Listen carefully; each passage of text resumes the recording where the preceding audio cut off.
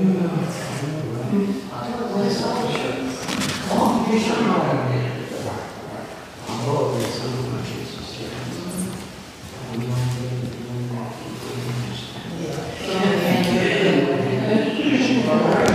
to answer your question, the answer is yes.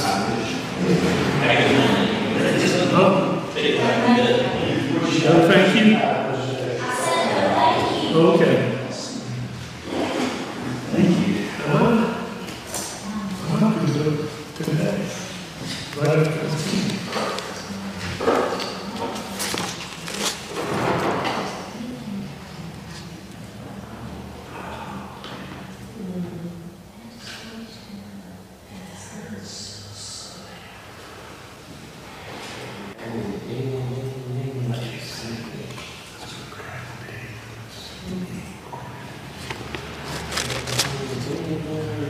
I want to welcome everybody to the Finance Committee meeting of the Union County Council. Welcome, council members. Philip, you have a budget to present? I do. And I just heard back from Councilman Sinclair. I just heard back from Councilman Sinclair. He is tired of the shop and he was trying his best to get it. There, let's press this little button on it. It's just holding the emergency and move.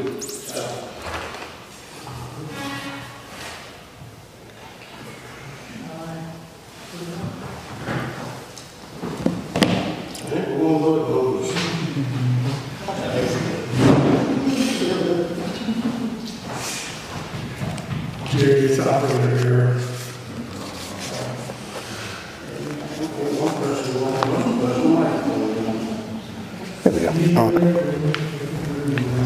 I don't believe pressing that microphone is going to do anything. Before I begin, a few thanks. First off, thank y'all for being here. Also, thanks to our elected officials that are here, as well as Jerry for putting this online tonight, so everybody gets to see. This is just my proposed budget. That's all this is. It's not a final budget by any means, and we'll go over that in just a minute. It's just a representation of what we pulled together from both elected officials and from staff. It is just simply a recommendation. So the sheriff wants to send his apologies. He can't be here tonight. He had physical therapy on his knees, still recovering from his knee operations.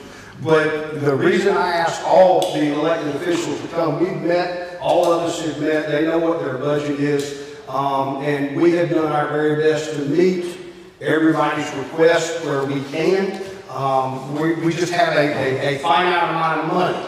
And so what the goal of the budget process is trying to get the best bang for the buck for the money that we have without wanting to overspend.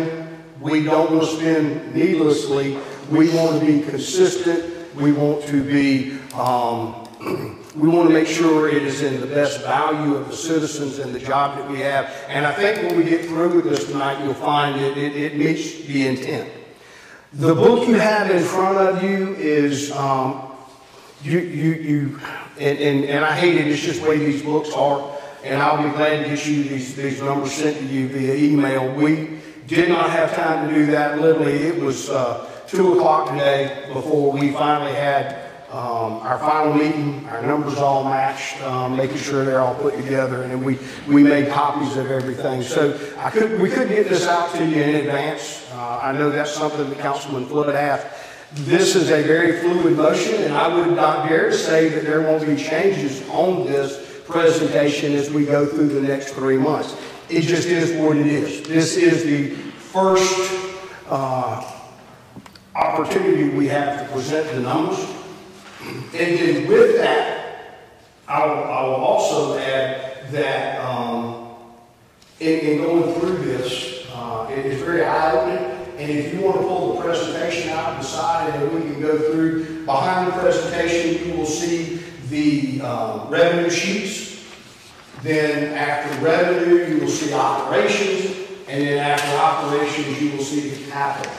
So, and that's what we're going to go over tonight. It's about 30 slides, and I promise you not to take long, but I'll have to. Here's the agenda. what we'll do is first set up the next few meetings we're going to have and what we'll do, and then we'll go over the scope of these meetings, if you will, and how each one, just a few recommendations from me as to what we can do to streamline this process. Number two, we will look at the revenue, we will look at our sources of revenue and what we think the projections of those revenues are going to be. What we are trying to do in the revenue side of the house is we want to shoot relative.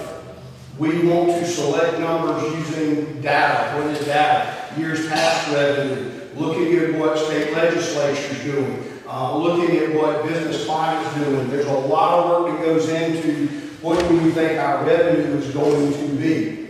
Then from revenue, we go into the operations. We literally started in October with department heads and elected officials. They get an email that says, hey, this is capital time. Tell us in the next 2 weeks, 2.5 weeks, give us all the software you might need, any personnel requests that you may need, and any capital items such as new computers, a vehicle, furniture, whatever that may be, something that is an asset. An asset is anything in our world more than $1,500. That's considered an asset. So what do we track? And again, we want to make sure we track the computer, that we're also tracking the software that goes on the computer. Now after that, 2.5 weeks goes through, then we move into line item operations. And we send, again, all department heads and elected officials, this is your line item for last year. This is what you asked for. Here's what you spent today. Now, by the time they get this email, they're looking at the end of January data. So we're literally trying to plan a budget almost 5 months out. So that's the reason why we may have a few changes here or there. If we have any bills come in later in the end of the year that we didn't forecast while we're going through the operating side of the house, you may see $1 or $2 difference when we get to the last reading. We did have to make a few adjustments last year. They were very minuscule, they typically are, but we think we've done a good job this year of making sure we backed up and we were looking and trying to capture any of those late annual bills that come in.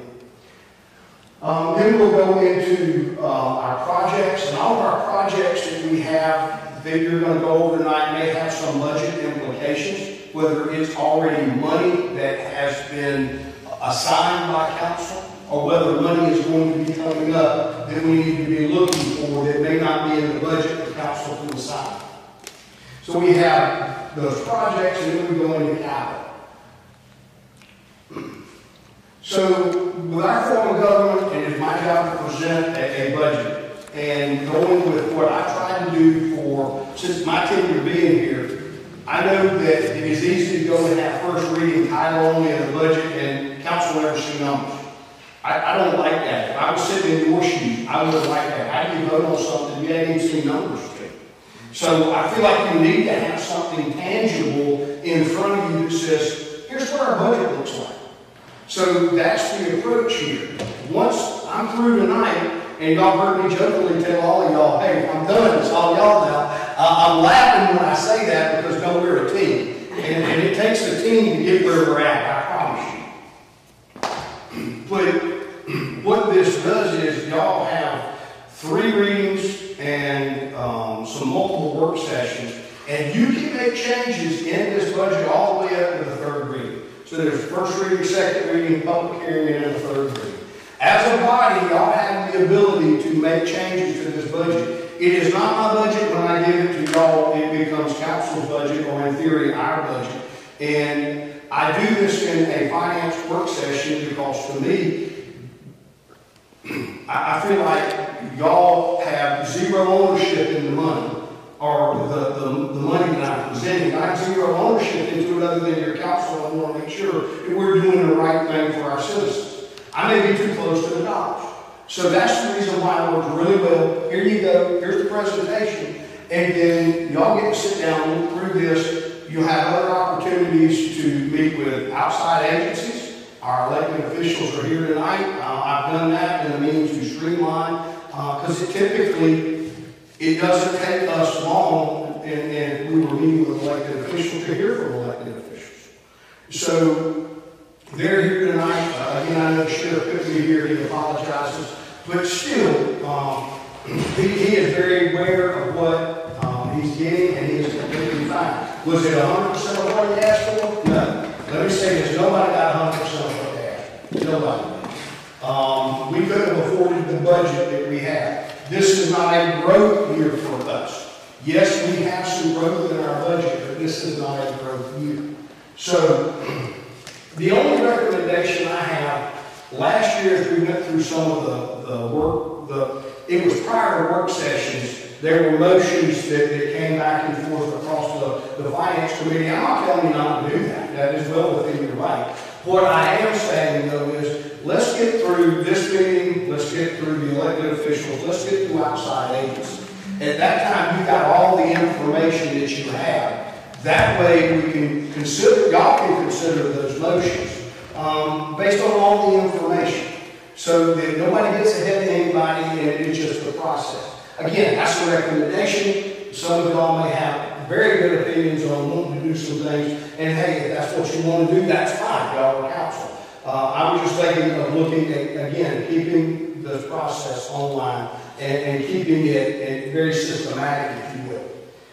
So here are our meetings. Tonight's the budget presentation. Next Tuesday is our regular council meeting, and we will have first reading. While it will be typically entitled, it won't be entitled only, because this information that you're seeing will go online and everybody's going to see it. I'm not hiding it from anybody.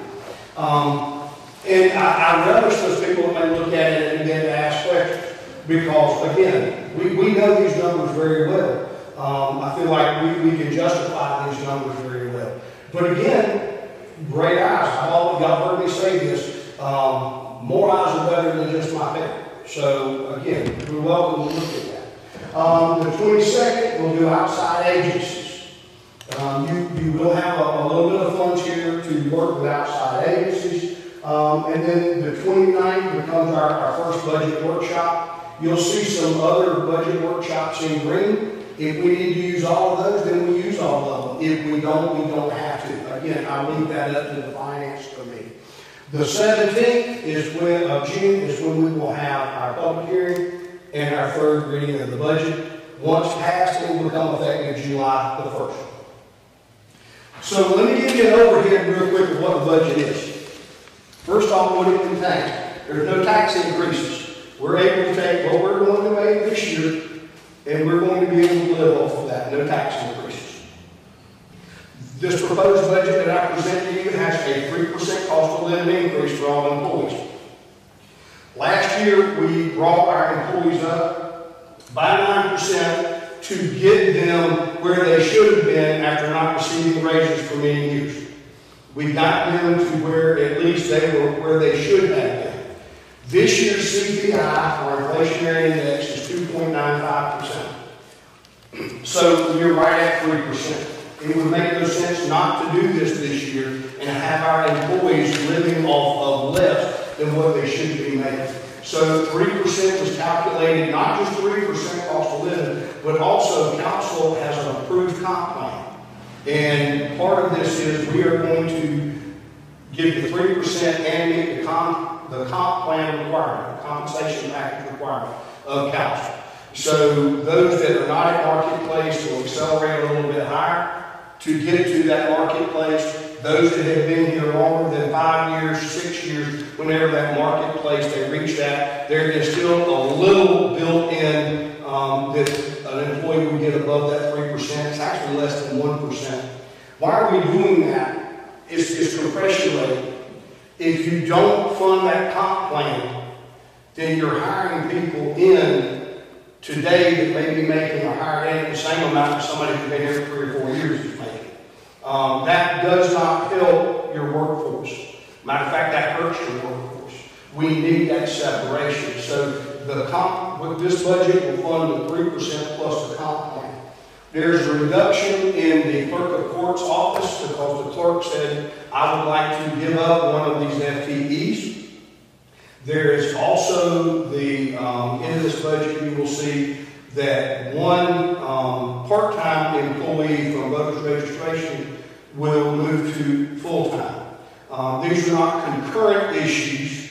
What I mean by that is one has nothing to do with the other.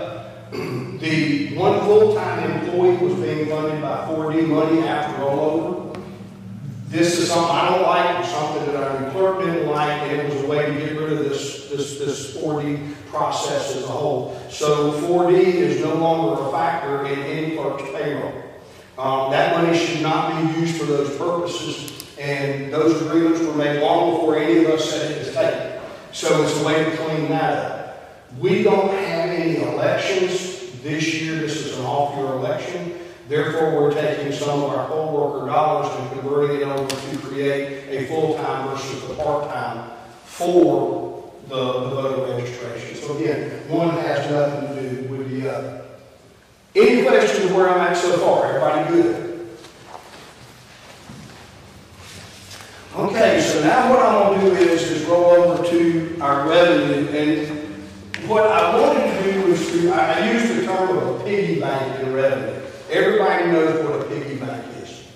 And I've been asked over the past few years different things like, one, why don't you take all sales of all surplus vehicles and any other junk you have, and you sell it and you make money off of it? Why don't you take that and use that to buy the sheriff's new vehicles?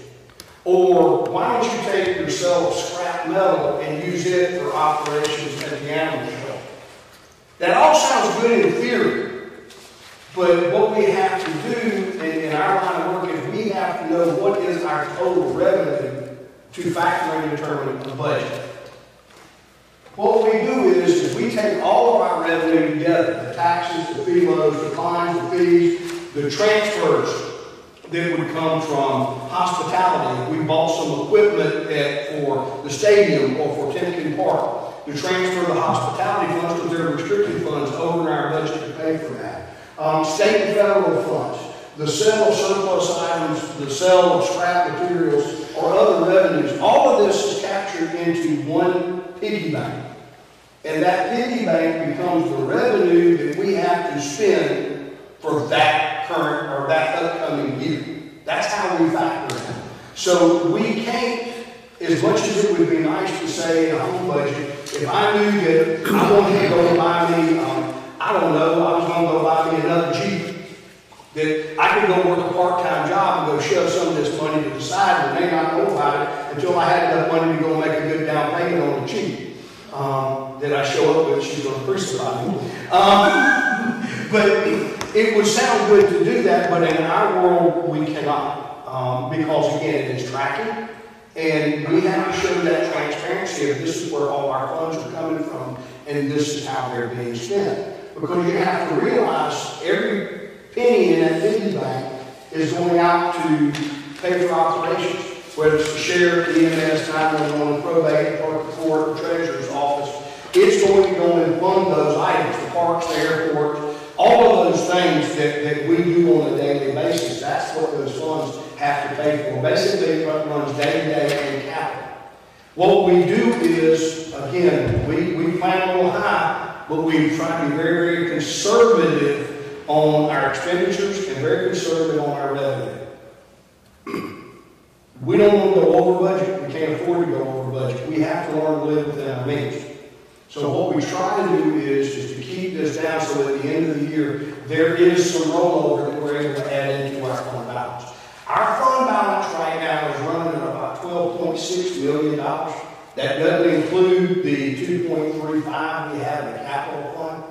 And to me, it's very important that the monies that we have roll over go back into these funds because, number one, our fund balance is there to draw interest and is there in emergencies if we need it. And that capital fund is to make sure that if somebody loses the heat and air system, we're not killing our budget just because somebody lost the heat and air system.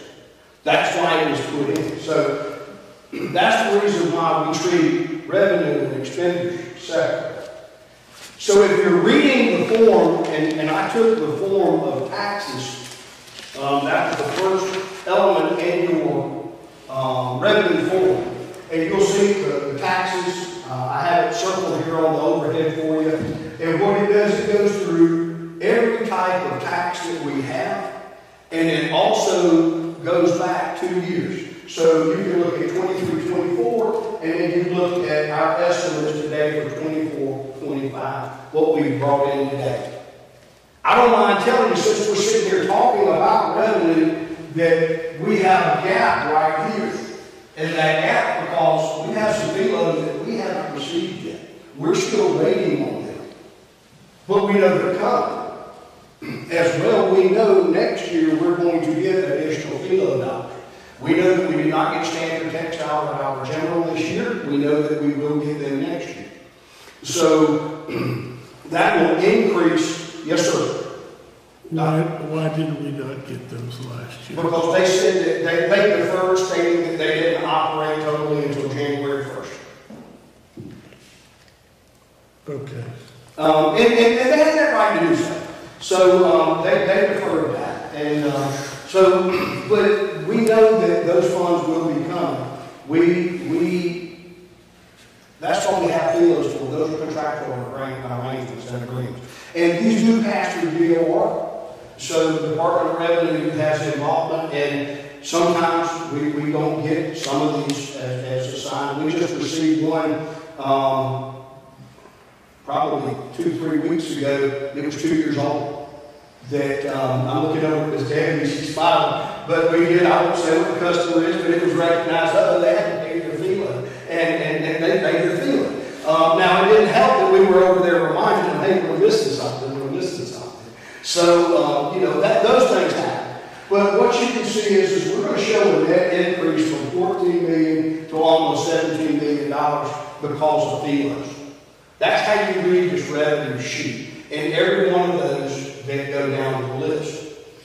So as I move on to the next slide, this is the types of revenue that you're going to see we have. We have our taxes, which is ad valorem. That's your real estate taxes, your taxes on vehicles, on watercraft, airplanes, campers.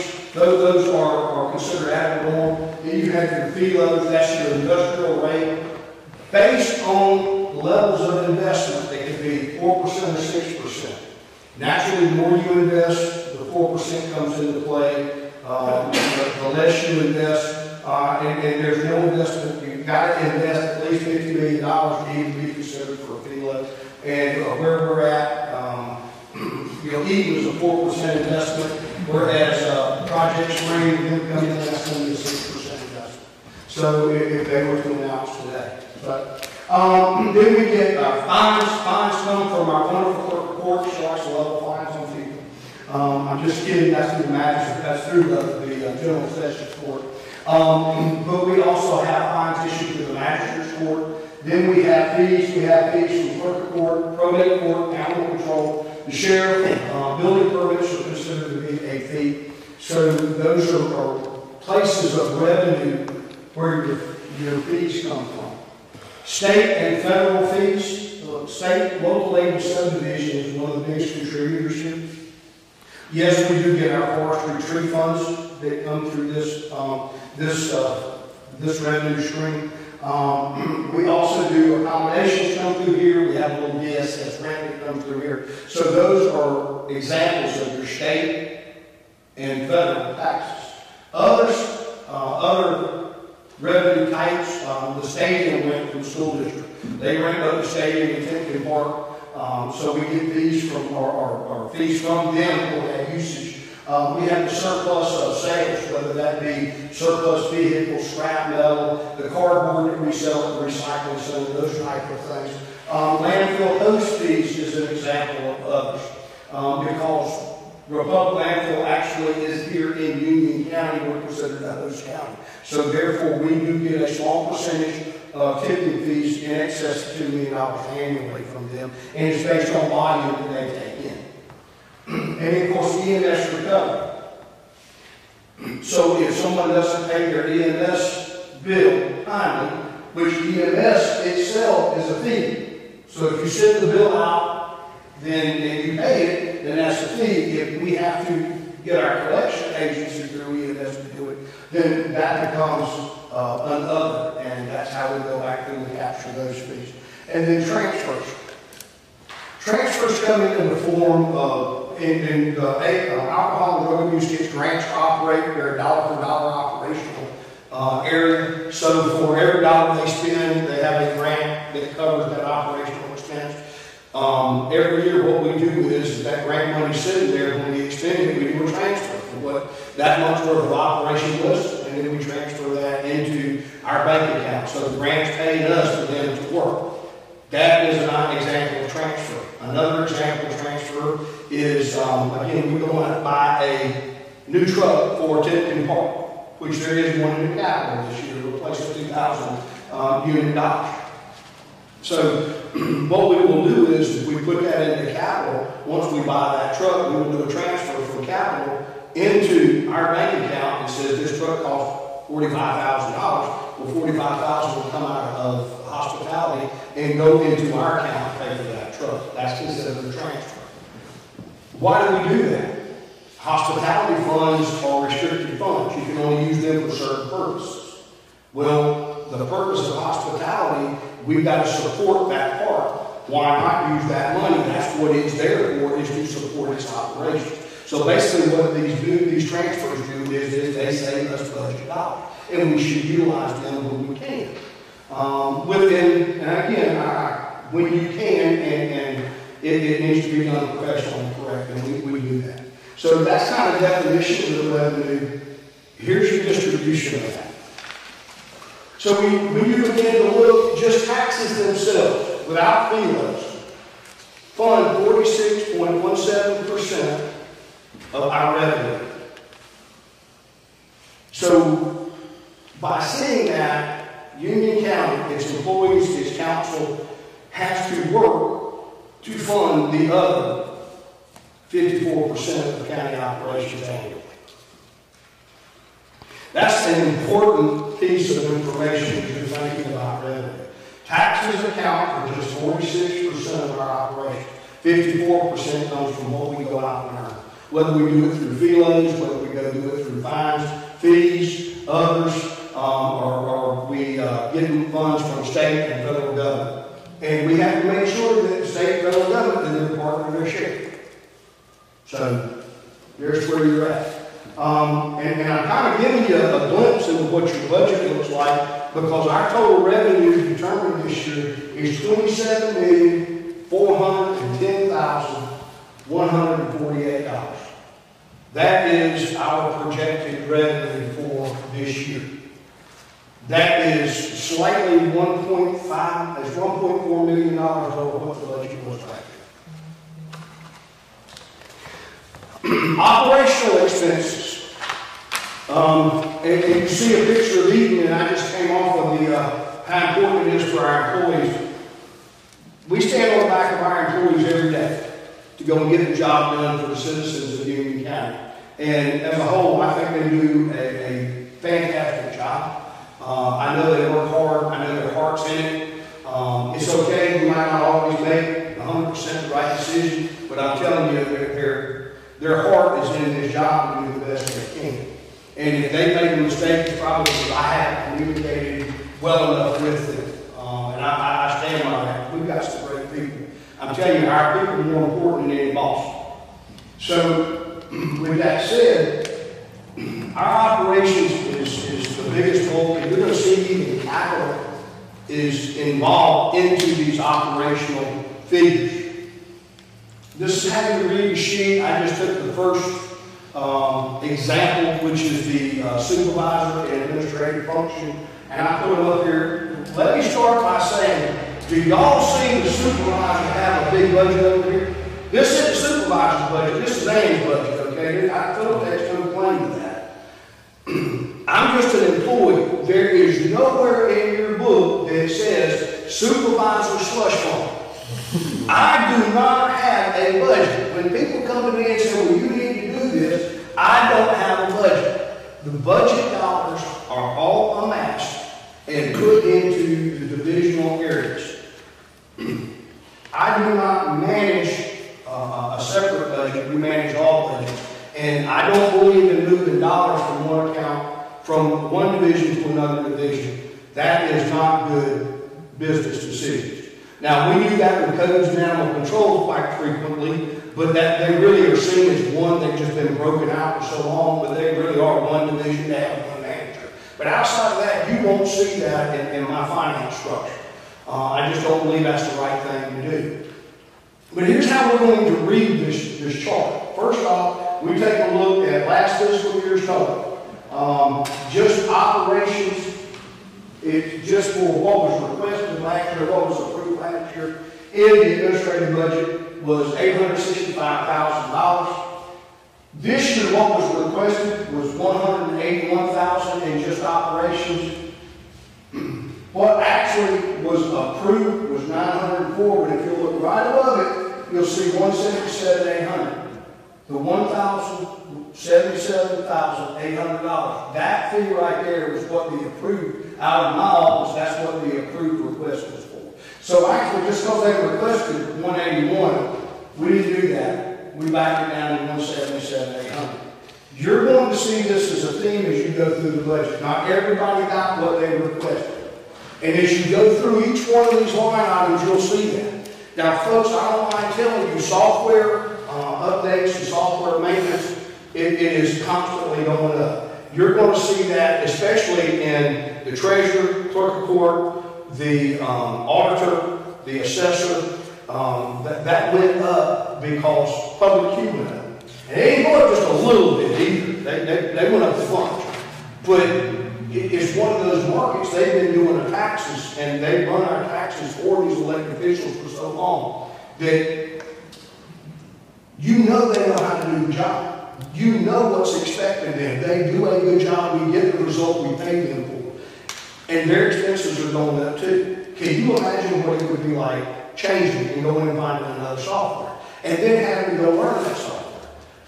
I don't know what you're going to save any money. I think you need the update because they didn't go up by percentage that awful much. But it did if you look at it all of them. It went up. It's software. It's going up. Motorola is another one at 911. It goes up. The cost of communications is tough. So as you're looking through some of these, you'll see that. Also, you'll notice when we look at these department heads, you'll see that they've all increased incrementally. Most of that's because of the 3% cost of living increase because it's got your payroll money. And again, I can't say enough, we've got to take care of our employees. So as we move through, you'll see every one of our divisions represented. I just did a highlight over here of what was approved last year and what we're suggesting or recommending this year. I'll go to my second slide and I'll go down to non-departmental. And as you get to non-departmental, I'll ask you just to pause there a second and realize that $1.65 billion has already been dropped in for capital there. That's basically your capital request. So I went ahead and dropped it in because we don't want to miss it. If the capital is approved, it's got to go back in here anyway. So let's just go ahead and simplify our finance structure as we're going through these slides. Also, I'd like to drop below the non-departmental to the sheriff's office. The sheriff's office also, we've got to remember that we're responsible for $36,000 in increase to his budget because he received a Temkin grant for 1 year, a little bit more than 1 year's coverage of new taser. And he was going to have to pick up the other 4 years. So we had to add that $36,000 payment for the last 4 years, year 2 through 5, for the taser payments into his operations. So if you look to the end of the operations page, when you get through going through all of the operations at your leisure, what you'll see is our proposed operation budget is $27,239,962. That's total in operations. Remember, you're dealing with $27,410,000, right? So there's some leftover. And we'll talk about leftover in a minute.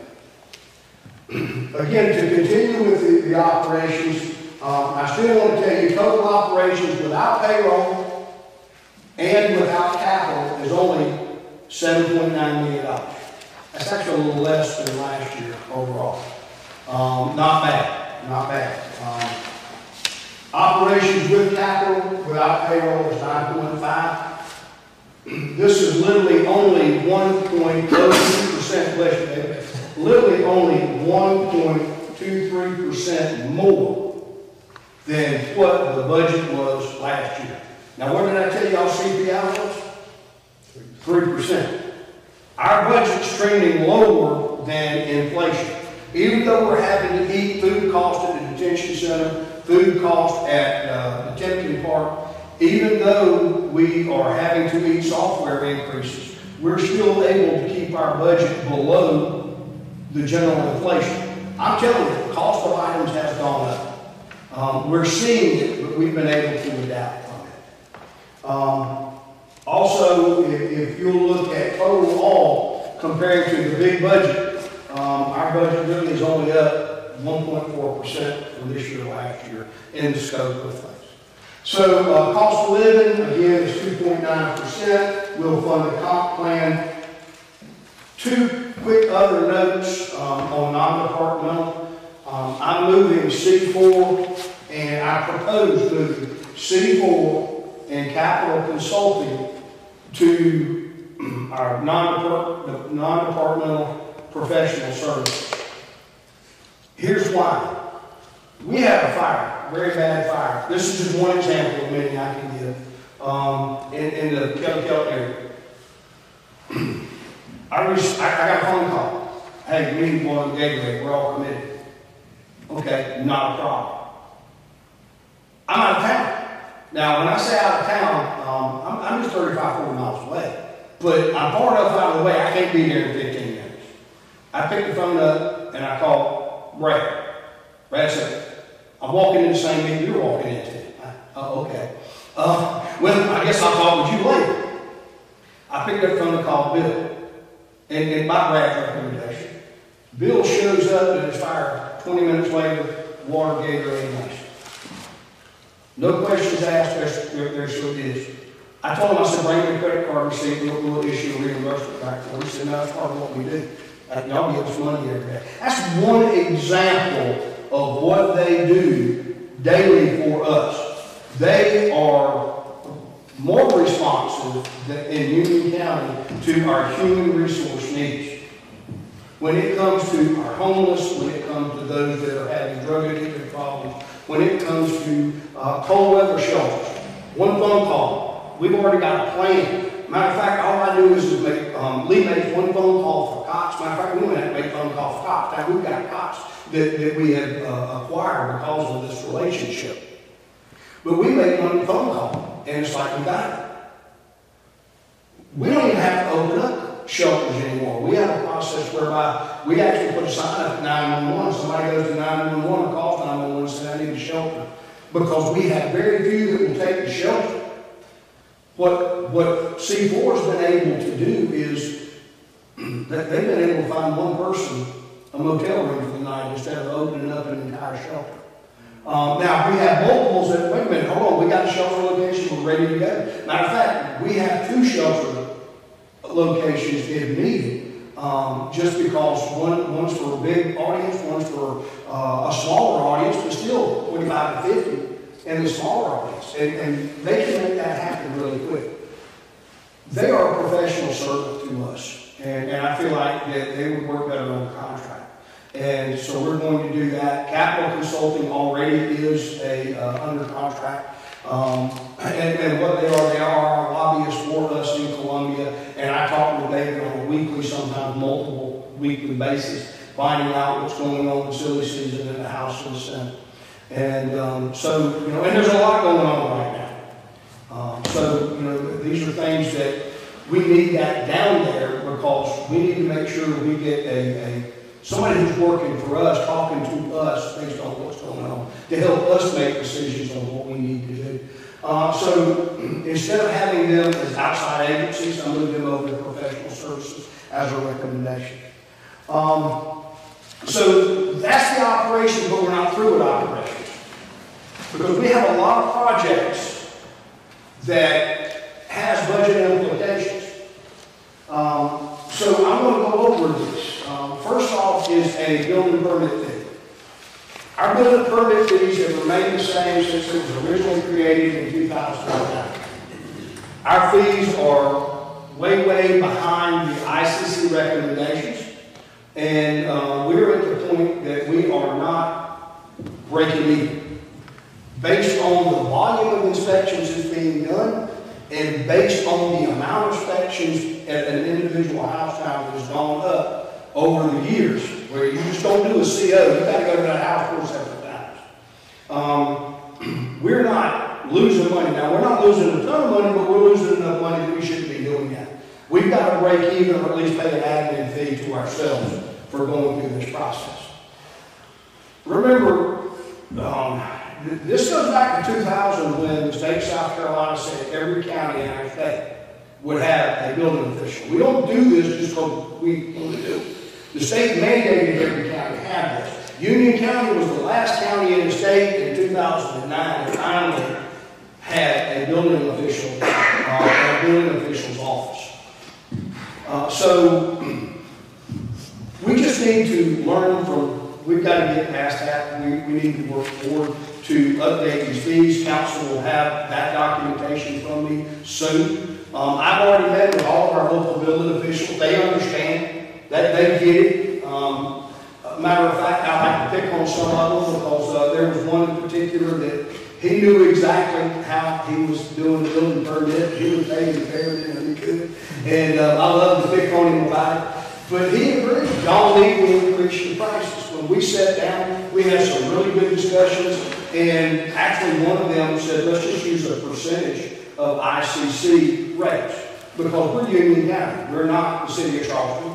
We're not Myrtle Beach. We're not Greenville. I'm not saying that there's a big difference, but there is a big difference in how much it costs to build something here. So I think what we need to do is continue working with them, and I'd like to say by May or June, I would have a proposal to y'all that says this is what I'd like you to consider. As a rate fee, this again would have 3 readings and a public hearing. But my goal is to have the home builders there saying we're okay with this. That's my goal. Because we've got to increase these fees. The next, our jail addition, I'm proud to admit no local ad valorem tax dollars went into paying this jail. This jail was paid for with some prior allocated community development funds that were created by FELA. Also, it was done by ARPA funds, 2 different sources, and $1.5 million from state assistance. This project's about to wind down. I mean, we're in the final stages. The only reason we haven't had an open house is because we still got some technical equipment that they're working on, and because I got to find a date that suits all of us to have an open house. So we're ready to move forward and open this, and from where I'm standing right now, unless I get a bill that I'm not expecting,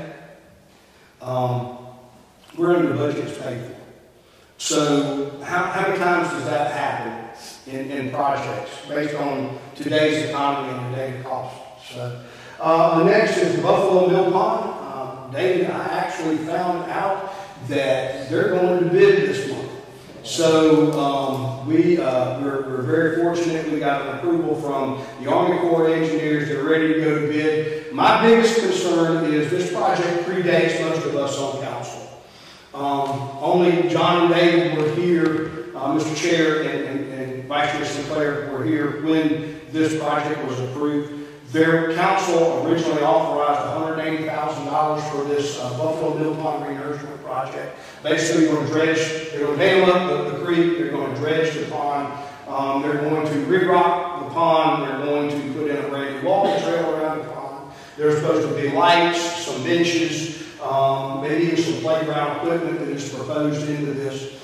My only concern is what's the bid's going to come back, because the project was approved some 3+ years ago. What's the bid's going to come back? So once we see that, I'll be able to talk to council a little bit more clearly and see what y'all think direction we should go. Joint maintenance shop project's going along great. We're ready to go to bid. The location of this is going to be on the Industrial Park Drive. and that's located off the Bonneville Road. It's on city property because we're working on so many different projects. The city actually is taking the lead on this, and it's a 50-50 deal. The city's not charging the city management construction costs or anything like that. It's a 50-50 split. We pay 50% of the engineering and architect fees. The city does the same. We're looking at a $4 million project, and this is going to be a win-win for our local city and county, as well as our taxpayers.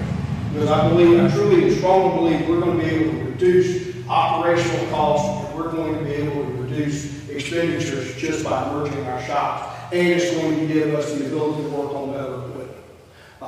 We're going to be better at doing this. And so I think this is the right thing to do. This is something that a lot of members of our public have commented to me and said, I don't know why they haven't done this 100 years ago. Instead of looking at why we can't do it, Joe and I and our attorneys took the approach at, we're going to see why we can't do it. We're going to make it happen. And so that's where we're at. It's moving along great. Animal shelter. We have got surveys done. All the grading information has been sent through our civil engineer. We're really waiting on the price, and I talked to David Langley just briefly yesterday. We're still looking between $3 and $5 million. Grade's going to have a lot to do with that. But what my feeble mind is that I think where I'm at is I want to go for a jail bond. Again, that's not something we don't have to have a long debate about tonight. It's just something to be prepared. It's going to come as we go through this budget year. I think we ought to keep our money in the bank. We were to draw interest on our money in the bank. We ought to go get a jail bond. I don't see that we increase taxes to do that. That's not what I'm saying. We use our money as collateral. I think we can pay for this. And with the growth that we're going to have coming next year, I truly believe we're going to be able to make these payments. And I think that's the direction that we want to look at. And you never know. We may be able to tie this into the Timken Park expansion too, if it all hits similarly together. But we need a new animal shelter. We needed one 20 years ago. And I don't want to see this thing procrastinate. If we can strike while the iron's hot, I'd like to go ahead and get this done. I think it would be a win-win, not for just our employees, but for our county and for the animals that we tend to do. So, Timken Park expansion, we're getting ready to sign a contract on the property, contract them back and forth a little bit. Nothing major, it's just little small stuff, but nothing's changed as far as the price or anything like that. We're still at $12,000 an acre. We've already had the property surveyed. We've already had environmental one done on the property. So from a closing standpoint, we could typically, once contract signed and Timken agrees, we could probably close on this 15 to 30 days. And we would actually own that property. That's great. We did have a wonderful meeting here. We had over 650 surveys brought in about what we could do with that proposed expansion. I really appreciated the feedback. That's honest feedback that you got to have. Look, I get it. I'd love to have a golf course built on that property too, but I don't think we've got enough acreage to put an 8-hole golf course, okay, or 9-hole golf course. But I did really appreciate just the ownership that Union County took on this. And if it didn't do anything else, it reinforced to me that our county would like to see something happen. They want something to happen for our kids. So I think we're going in the right direction. And the architect and engineers are working on the conceptual plans as we speak so they can bring them back out for another public meeting and make that proposal. And it'll be another public meeting where y'all will be here. We'll just set up a special council meeting and let them present. And definitely the public can be invited. Recycling center upgrades. We have a lot going on in that front. Actually, John Park Road was funded before Bonham. But Bonham had a safety hazard, and I had to make a command decision. And we went ahead and did Bonham first to eliminate a safety hazard. And then we went back to John Hart. We were working on a lease with John Hart too. That lease has been taken care of. It's signed. We have 30 years on this property. So So we're ready to start. Matter of fact, we may start seeing some grading start within the next 30 days. We have engineering and we have approval for the John Park project. And once that gets done, we actually in capital, you'll see where we requested a new compactor and some additional boxes for this John Park for completion. Also, funds are available in this year's budget, in the recycling budget, to perform a phase 1 and phase 2 of the old school in Jonesville. Jonesville Recycling Center will be the next recycling center that we start at. It will be the largest and most costly because there's an old school property on that building. And I know many would say, well, what's going to do some other ones that you go get some bang for your buck? Because I got an old school that needs to be torn down and told. It is a liability. It is falling in. And we need to get this rasped and hauled off. Before we can do that, we've got to have it inspected for asbestos, lead paint. Well, it was an old school building. What do y'all think? There's going to be asbestos and lead paint in it. So we're going to go ahead and get that tested. That way we will have an understanding of what it's going to cost to tear it down. So we're going to be able to, next fiscal year, what the goal is to be able to have the Jonesville put in there and at least go ahead and get the building torn down and get a pad graded to get ready to upfit and upgrade the Jonesville Recycling Center. What are the recycling centers after that? Sarge Road after that, I've got to do some expansion on it, the gating, and we need to take a little. We're going to do every one of them. The goal is every one of these recycling centers have some need for upgrades. And what we want to do is just go through each one at a time. As we get through, we want to move to the next. And that's that. You know, I didn't. First off, I have hear those same concerns, and that was something I sat down with our staff about. But our staff groups, we got to approach these one at a time, and they need update. And so this is a great way to do it. Buffalo Mill and Dry Cleaner, BCC, that's just property cleanup. There is a public hearing open right now by DHEC for both of these projects where people can submit written concerns and complaints to DHEC. We're again, just working that process for this. We're waiting on the COG to tell us when would we have third reading. And so we are just waiting home as COG is working the checklist for both the Buffalo Mill and for the dry cleaners. Now let's talk about the Buffalo Mill for a second. We did cut out the mill office as a part of the Buffalo Mill property. It has been surveyed, it has been cut off. So it is actually a separate standalone little piece of property, and it is Union County's name. Council, I don't have any money authorized in that building in our budget. And y'all can see that we're not going to have a huge amount left over. I need your help. What are we going to do with this building? If we do nothing to it, it's going to fall in. And I don't know even if we did go and fix it up, what would we do with it? How many pieces of property do we hold that we don't occupy? And keep up and maintain. What do we do with this property? Should have sold it too. Well, they won't. So, you know, I appreciate Joe and the city. We were that close. I say that laughing. Scott City, I'm sorry. But, you know, really, no, I mean, it is a piece of history. And I would love for somebody that had a vision and the ability to do what is hard for the county to do. I just don't know what to do with it. And I need your help, and maybe some of our constituents help us. But I don't think money's the answer, because I can't just throw money at it. We're not going to use it for an office space. So we don't need to be in the real estate business. And so, you know, I don't know. I'm just searching for ideas, but that building is ours. And I think it's salvageable right now. I can't tell you it will be in 5 years. It's deteriorating pretty good. Yeah. I do have a question. Is it on the National Historic Record? It may be, but That'll dictate what can be done to it somewhat. not really. no different than the house. The mill itself was, and you know, they want you to erect a monument if anything ever happens to it. It really, there's no restrictions because unsalvageable is unsalvageable.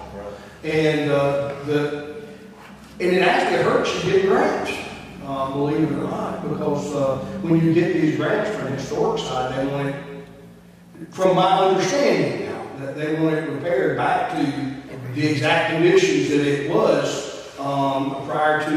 They don't want it built like it was today. That's why I was saying it's going to have some restrictions on it. Yeah, and so I think somebody with a vision could do something with this and make a really, really nice building out of it. I would rather somebody do that than I had to sit there and watch it. Can we not just put it out to bid like we did the flag? Absolutely, we sure can. And I'm still waiting on that paperwork too from Adam. And I dragged my feet a little bit, trying to hope that Jacobsville could find some place to go. But they understand that we're getting to that point. So And I said that is because, I mean, that would be 3 parcels of property right there within a half mile of each other. That makes no sense. Correct. So you're exactly right there. So again, I just wanted to bring that up to your point. And you know, I didn't have any money assigned to it, and I really don't know what to do. I just need your help. Cross Keys and Jonesville Mini Park. Let's start with Jonesville. Jonesville, we're just waiting on capping of the walking trails and 2 benches to be put in, 3 benches to be put in. Once that's completed, I'll go through the process of giving this property to the city of Jonesville. They want it, we want them to have it. The agreement was I would get it where they wanted it and then give it to them, and they were completely fine because it ties into their master plan. The park was in a state of disrepair, and we needed to fix it up. And our crew has been out there and done a really good job. We were just out there this past week cleaning out a marsh area and putting in a little riprap. We've cleaned up, we've redone the sheds, we've cleaned up all the playground material, our equipment. So we're ready to turn that property over to Jonesville once that recap and walking trail is done.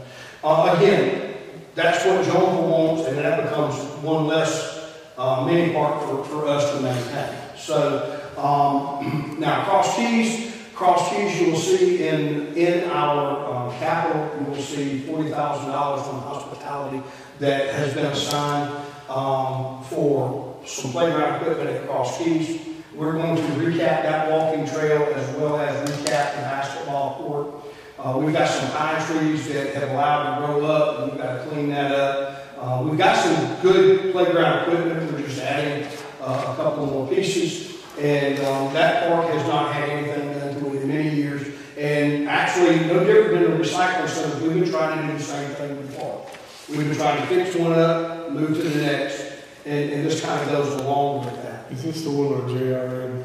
That is correct, JR. It is. And so, you know, once that's completed, and it will be nice for that area. I do remember there was a request, I can't remember where it came from, wanting to light a few fields. And I went out and did some research on lighting ball fields. It's $500,000 at minimum to light a ball field. The only ball fields that we have, excluding Kempton Park, South Hills, which was our original Kempton Park, and it was lit. Lockhart was assumed it was lit, and the other was the ball field at Dixie Park, not Dixie Park, excuse me, the ball field at Buffalo. And it was lit before we assumed responsibility of maintaining it. That's the only 3 lit fields we have. To light them today, the cost has even gone up, even though you've got really nice lighting. LED lighting is a whole lot nicer than halogen, it's a whole lot less than power. But still, you still got to provide the power, and the bulbs cost more. So we actually met with a couple, because I wanted to put it out there. It wasn't just one part. We don't mind, especially with LED lighting. If it's something council wanted to go down this road, I was very interested in going down the road. The problem is, I just think the cost is prohibitive. Especially when all of our parks have signs on them open from dusk to dawn. So, but anyway, that just, you know, that's good information for y'all to have. Carlisle Fire Department, the substation, we're almost complete with it. my point to council with this is that we received $750,000 in grant funds for this. The bid came in at $927,550,000. We knew we were over budget when the project came in. We authorized it. I did not know that we were going to have to pay the difference of $262,000. I think we got some negotiation in those figures. I think Sosa has done a wonderful job of keeping costs down as much as they can. Yes, sir. This did some numbers, it should be 162,750. What was that? 262, 750? 262 plus 750 last time I No, counted is over $1 million. correct. If you look at the total project scope, the bid open was 927. Understand you got $25,000 in admin fees paid to the COG. The numbers keep going up. So I think we're going to get down to about 140, 150. That is my hope. But council never authorized where the funding would come from. This is the reason why I said let's hold on to our capital fund dollars. We may need this in the future. So that may be a perfect place to go and take those funds from if we have to. I know we're going to pay some out of pocket. So that is just the all-stop process. Wallace Thompson Properties, to bring you up to that, we have shown the large hospital. We have actually shown it about to 5 different groups. We've already heard a presentation from one group. We have shown it to the state of South Carolina. In talking to the state, even if they can't budget for it this year, they'd have to wait and budget for it next year, and then you would be another 5-6 months in the process to find out. And ladies and gentlemen, I'm just going to be able to tell you, we can't sit on that building for 18 months. We have developers that have looked at the building, and I'm hopeful in saying that we're going to hear an offer from them and a presentation from them on them using that for housing. They like the property. They're meeting with some additional members of their party next week, and we're hoping that they come back and give us an offer on that property. That would be the right thing for it to go.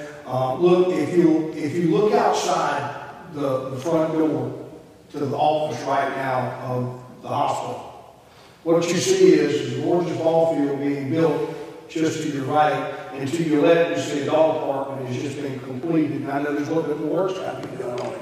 But what can you think about, apartments and something like that, looking at that, you can walk anywhere you want to go. And I think most of this may be geared toward, if you will, the student population at USC. So, again, it would be nice if this happened.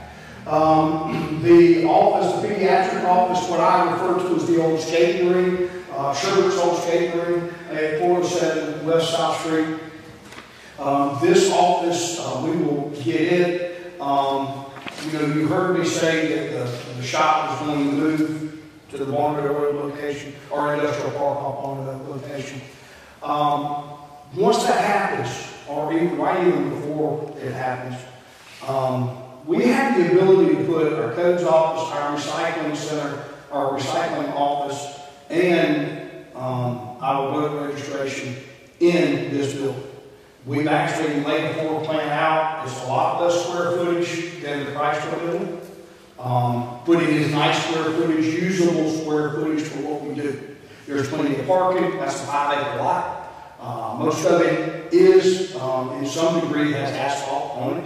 It's ADA accessible. So all of those factors that a hospital will have already met.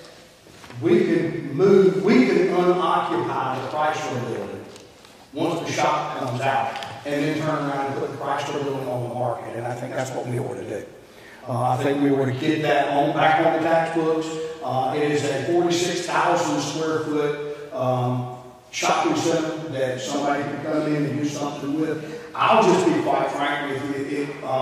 All we're using it for outside of those offices, we've got 2 wings, one wing to the right, one wing to the left, and it's kind of like a spare closet at the house. You all know about the spare closets at the house?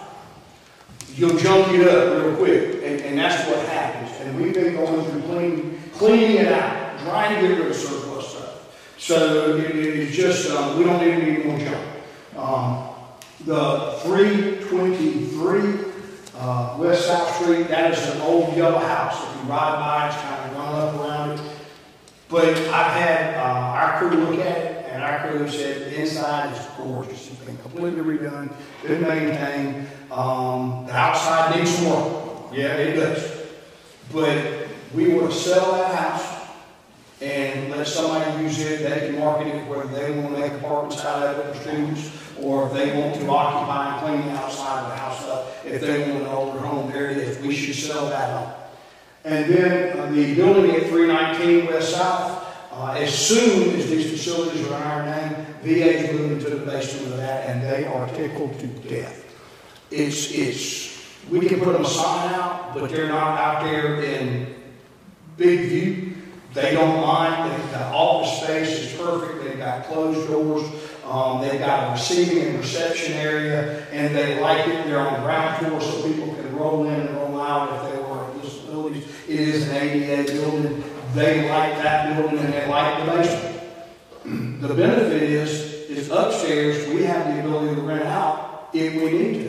So if somebody came to us and said, hey, I want to rent this out, whether it be a doctor's office or a state agency, we've got the space for them to say, okay, here. Doc said, hey, we're going to another doctor here, he's going to run them off. That's what I just heard him say. But again, there's the thought. But again, I'll walk you through what we see is the best use of those buildings, and just keep your fingers crossed. The electronic sign for the Go building, I have not been able to purchase that. We've been, our other sign's been really, really nice, but we still have a few quality control issues, and we still have to receive the battery packs for the illumination from the contractor. Contractor hasn't been paid. He's understanding as to why he's not going to get paid. We got to have these things done before we can pay him. He understands. But I won't go and make a new order on something until I know the other job's done. So I have not ordered the sign for the Go building. And what I'm going to ask council to do is to reauthorize those funds from capital last year to move them to this current year, so I can go ahead and get an electronic sign in front of the Go building. So again, I go back to, this is your operational summary, including capital, $27,239,960. And I want to make a point. Have y'all ever seen Union County working on that many projects at any one time? We definitely are working and moving at the speed of the business that it makes some people uncomfortable. But these are things that we're working on. And it's a lot. We're just going to keep getting them done until we get every one of them off the list and start adding more to them. So, capital expenses. Look, we didn't get here by chance. We work as a team, we're going to grow. That's what happens. When you have a shared vision and you're working as a team, you're going to grow. And to grow, you have to reinvest in yourself. So, as we're working down the capital, and we'll see if you notice, not every group asked for capital. Some did, some didn't. Computer switches and drives are going to be the biggest for our IT group. I worked down to our probate judge, and I want to apologize to our probate judge. She's right here. She asked for a full-time person, and I didn't have funds to pay for it. And she's probably a little upset at me, because she knows I love her to death. But I did get her a laptop, okay? I didn't do it.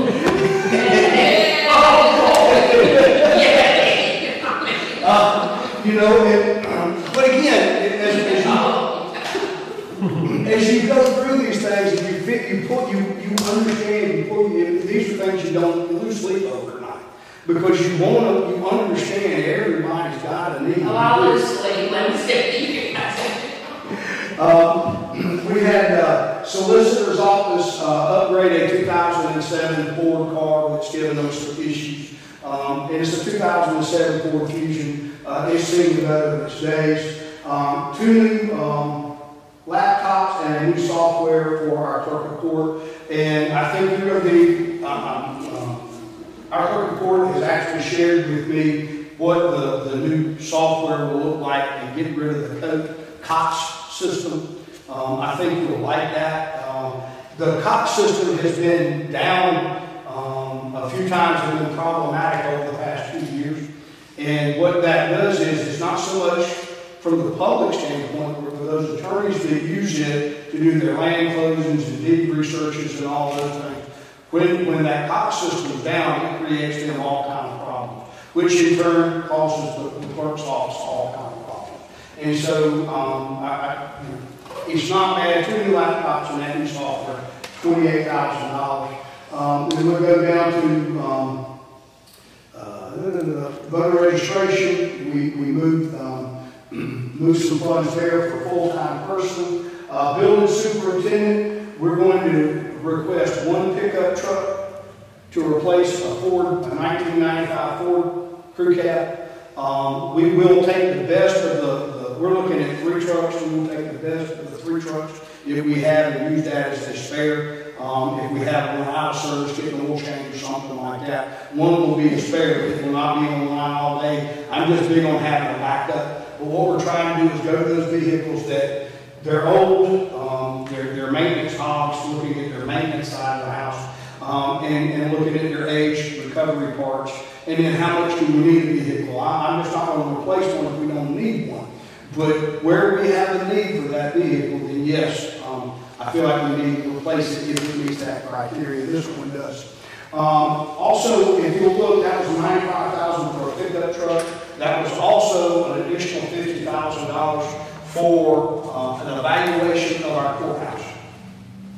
An architect and an engineering evaluation of our 1911 courthouse. I was here for 2 years before I found out that the copper dome we have on top of our courthouse is leaking. We've got little kiddie pools upstairs above our courtroom, that catches the rain, and we have to go something I had no idea. And when I found out that, well, why is that happening? I thought we just had that roof redone like 5, 8 years ago, something of that nature. And they said, yeah, you did. But it is degraded, it is warm, it's thin in areas. And so there are places where water can seep through, and it is seeping through. We need to get that fixed. I don't know what a new roof's going to cost, a new copper roof. And I'm not going to go and call just anybody and say, go put in a copper roof. We need to have an architect and engineer look at it. The brick retaining wall around the courthouse has fallen in areas and actually delaminated in areas. We expect the cost of this concrete alone to replace that retaining wall to be somewhere in the neighborhood of $180,000. But I will say, how do I know that we're going to do it right? And if I was going to do it again, I'm going to pull it all down. I'm going to grade it back. I'm going to put gravel in. I'm going to put drainage pipes and dig gravel so that I got wheat or stuffers that are coming out of the brick wall so that any leach is coming into the sidewalk and going down the sidewall, not the water and the weight of the dirt moving the concrete out. But I'm not an engineer. I need somebody to tell us, here's the plan on how you do that. And then I don't know what the structural stability of our courtroom is. I want to find out, because there's a lot of plans that a lot of people would like to do in our courthouse. I know Solicitor Brackett has some ideas of things that he'd like to do. Look, I tell you, our clerk has that. She's eyes wide open. She's ready to decorate that entire thing. She's new carpet, new marble floors, new thing. I'm picking with her while I'm doing this, but she's not.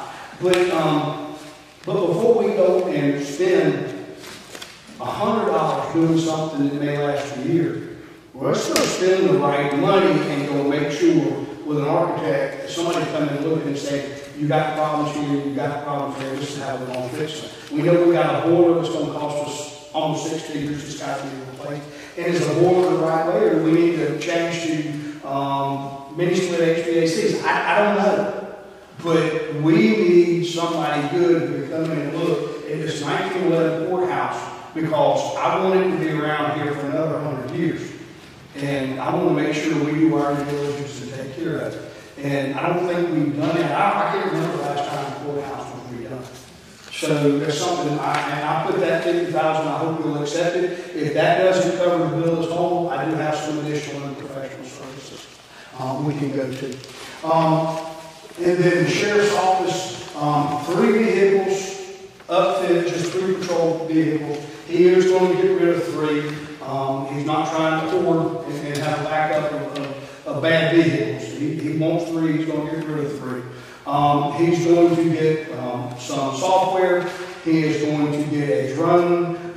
He is going to, I'm trying to remember what else. Oh, laptop, excuse me, not laptop, the computers that operate inside the cars, they're all at the end of life.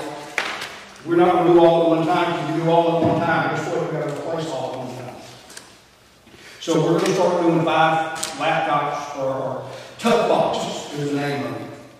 We'll do 5 tough boxes for the sheriff's office a year for the next few years to upfit all of his vehicles with those tough boxes. So, and the sheriff is 100% fine with this. He didn't give up a lot. The 2 things he gave up, he had a couple of spare vehicles that he wanted to put out there, and he had some 800 radios. Well, I told him, I said, look, Sheriff, you just get brand new radios in one brand. Using my ratio, don't all buy all your stuff the same year, because it all comes due the same year. If you've got 5 or 6 radios, let's move those next year. You will be able to take some that you've got that are working and hold on to them. He said, yeah, I can do that. And as far as the used vehicles go, if I get into 3, you really have the need for the 2. He was, really had done. So he was okay with that. And again, he's very thankful because, and his words, not mine, look at the new vehicles they've gotten over the past 3 years, 4 years. New weapons, new tasers, new bulletproof vests, new body cameras. Our sheriff's office and deputies are in really, really good. As far as their equipment, their tools go, they're in really good straits right now. So, and the goal is to keep it that way.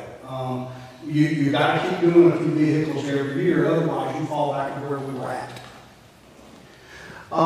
Next slide is, believe it or not, we got to have a new morgue, folks. New hospital has 2-drawer morgue. It was built for the hospital, and it was nice. It was for their purpose. But we're going to have a morgue, and what we're looking at is more of an 8-person walk-in versus roll-in. And the cost of that morgue. Now, I got to find out if they ship it intact. We got to put it together. But the cost of the morgue is somewhere between $16,000 and $18,000. Where are you going to park it? Where we're going to put it. It's not a mobile unit. It'll be a fixed unit.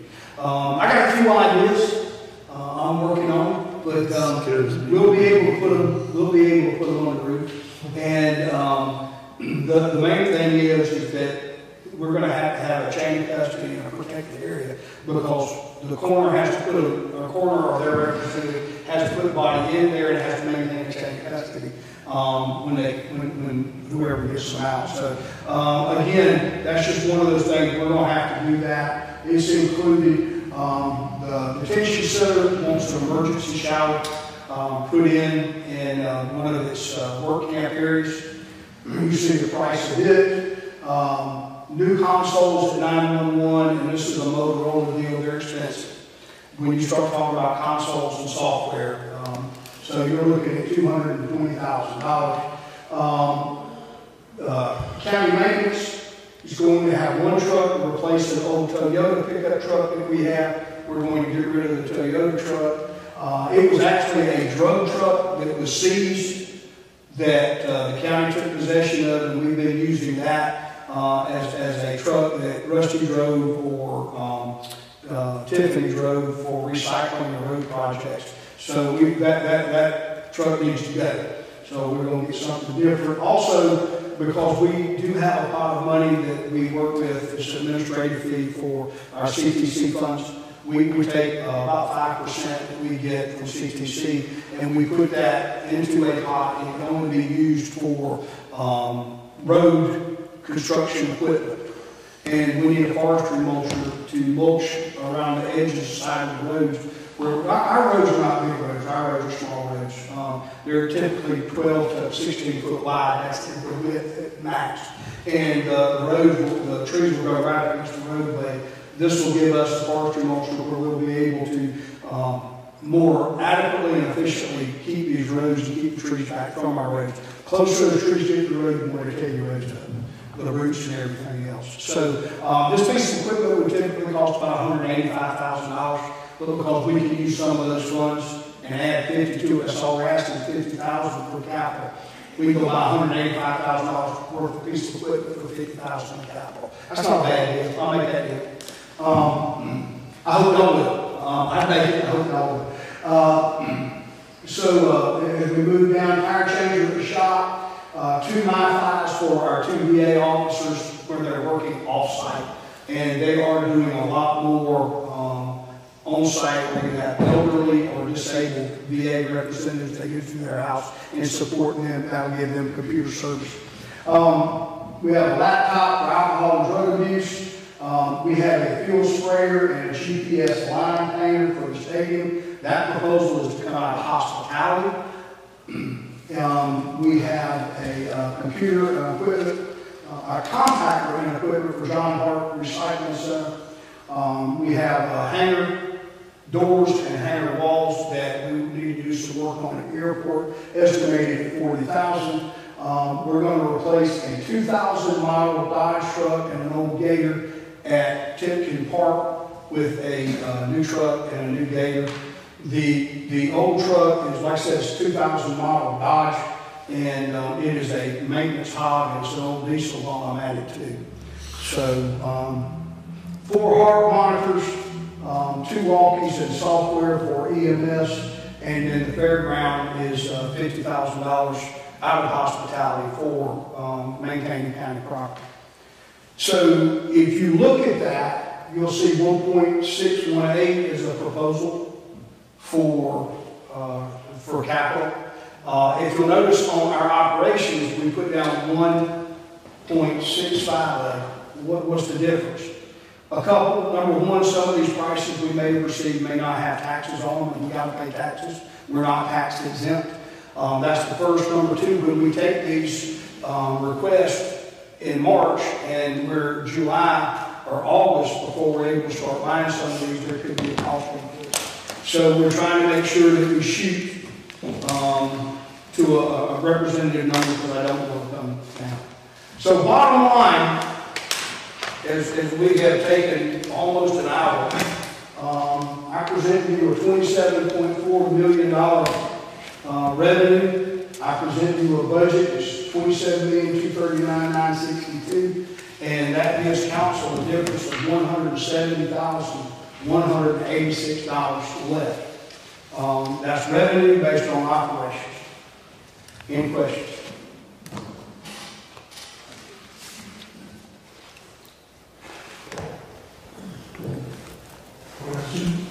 Well, while I'm at that, I got a quick question I'm going to ask. Last year, David Sinclair gave me a pat on the back. He said he's been on council a long time. He had never seen a budget just presented that well. Did I equal it this year? Did I do okay? All right, now if I do bad, I want you to tell me now. We're just talking about you behind the back. We're good. We'll tell you about it later. God, he is always good. I have elected officials here, and this is, I guess since I'm through, I'd like to turn it over and to them, Mr. Chair, if you want to call them if they have anything they want to add. Any of the elected officials have anything to say other than the appropriate ones? How much is the council? $57,000. You was gonna say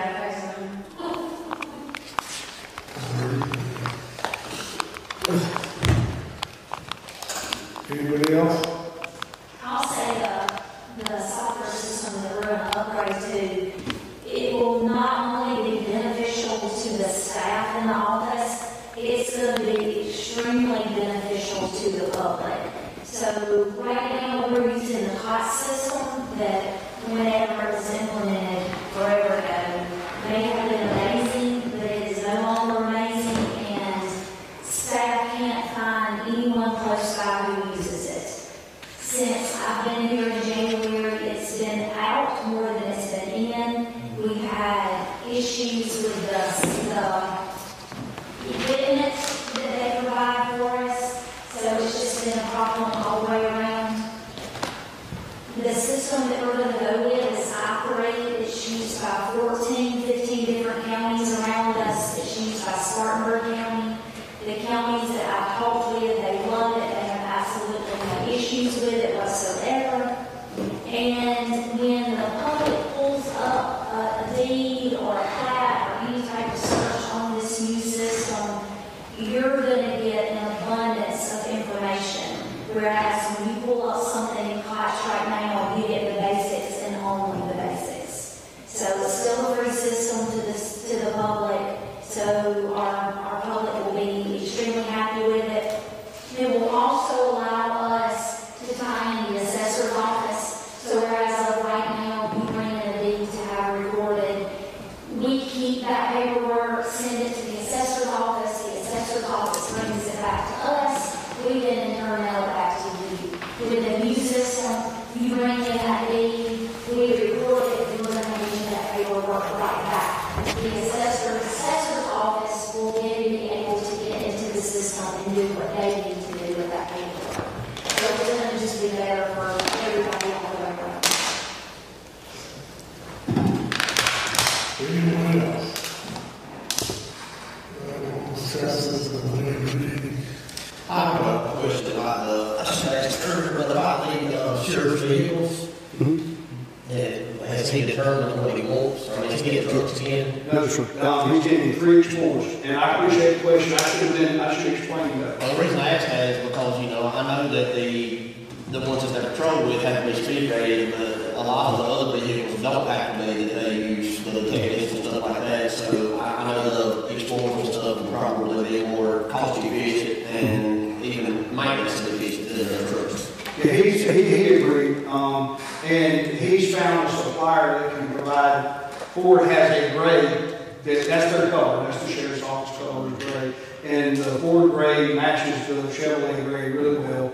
And the problem has been he has not been able to find that color. He has been able to find that color. He liked the trucks because they do go off-road. But after the second order, I was like, I need to go back to some street rated. And so that's where the Ford Explorers came back in. So he is fine with that. Now, the cost of those cars, you're looking at about, they're not much, they're $50,000, the truck for $52,000. Okay, so it don't cost that much cheaper. But when we estimate those are also estimated with an upfit. To upfit one of those cars with cages, with the lights, and with the ghost graphics on, you're looking at about another $15,000. So you're looking somewhere in the neighborhood of about $65,000 per vehicle. Anything